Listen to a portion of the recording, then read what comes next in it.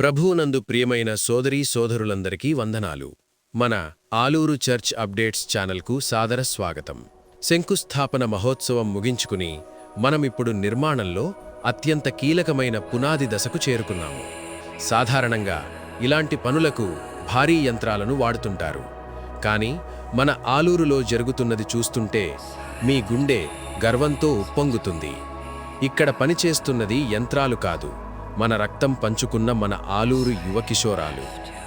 చూడండి, ఎండ నిప్పులు కురుస్తున్నా, ఒళ్లంతా మట్టి అవుతున్నా లెక్క చేయకుండా మన యంగ్ స్టార్స్ తమ స్వహస్తాలతో ఈ పునాదులను తవ్వుతున్నారు.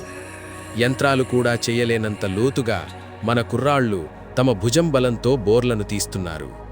ఒక్కొక్క గుణపం దెబ్బలో మన చర్చి త్వరగా పూర్తి కావాలన్న తపన కనిపిస్తోంది. ఒక్కొక్క చెమట చుక్కలో దేవుని పట్ల ఉన్న అపారమైన భక్తి కనిపిస్తోంది. అవును, ఈ పునాది కేవలం సిమెంటు, ఇనుముతో కడుతున్నది కాదు, మన కుర్రాళ్ల అంకిత భావంతో, వారి త్యాగంతో నిర్మించబడుతోంది.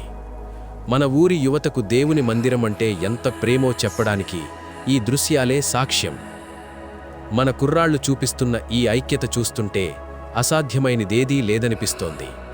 ఒకరికొకరు తోడై ఉత్సాహంగా పనులు పంచుకుంటూ మన ఆలూరు చర్చికి బలమైన పునాదులు వేస్తున్నారు.